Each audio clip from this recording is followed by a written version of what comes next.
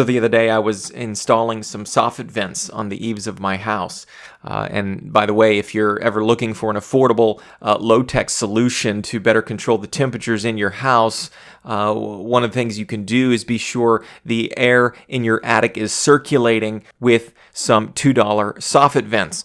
I guess that can be a conversation for another day. But I was installing these soffit vents on my house when, as I'm in the middle of drilling one of the holes into the soffit, this swarm of wasps, and it was a swarm, start spilling out of the opening.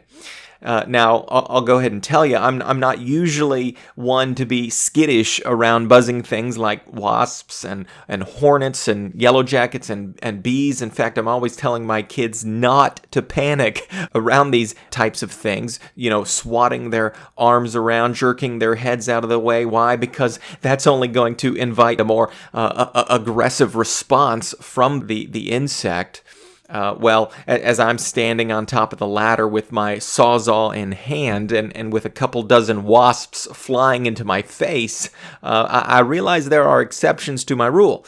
And I immediately jump off the ladder and I bolt to the other side of the house. And by the way, I'm not sure what kind of wasp I was dealing with, but these things were aggressive to the point of following me nearly 40 feet away where I ran and continuously dive bombing at me like some kind of, World War II attack squadron. It was a bit unnerving.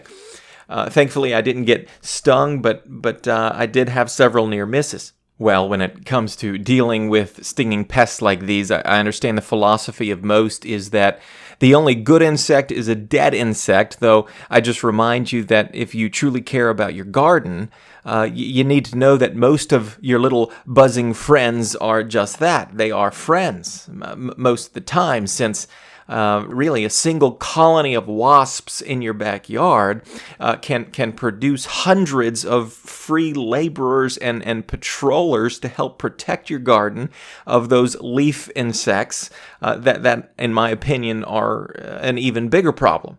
Not only that, but by their bouncing around from plant to plant, though their purpose isn't to collect pollen like bees do, they do inadvertently transfer pollen, thereby becoming their own effective pollinators.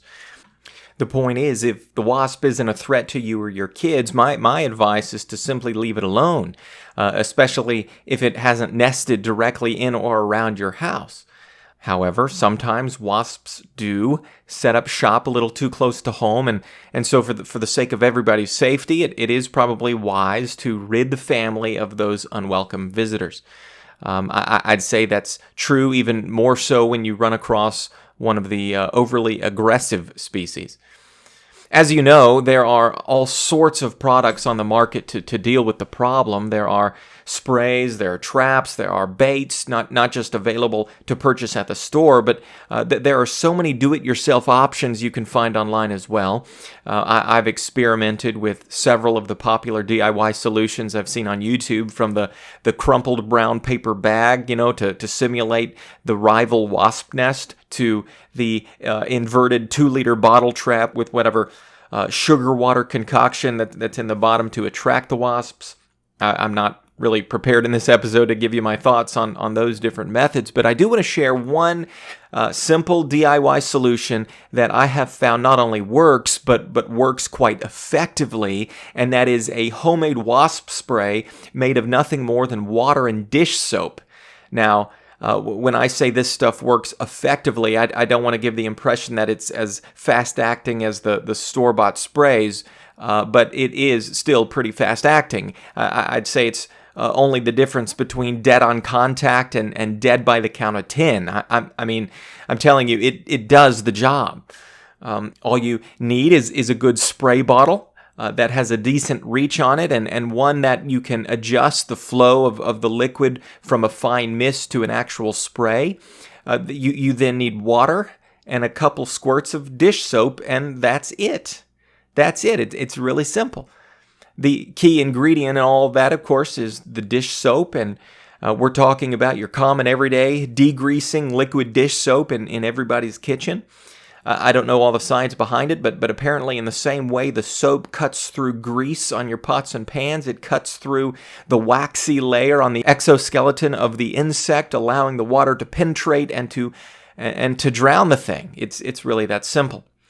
Well, when I first gave it a try, I admit I was a little skeptical to see any results, but let me tell you, this is my new favorite homemade insecticide. It really is. In fact, after I walked back into the house after what I can only describe was an epic battle with those dive-bombing wasps, I announced my victory to all in the house, though I don't think anybody was really paying attention to me. But then I tracked down my wife, and I immediately told her not to bother getting me any more of those chemical sprays because this stuff works just as well.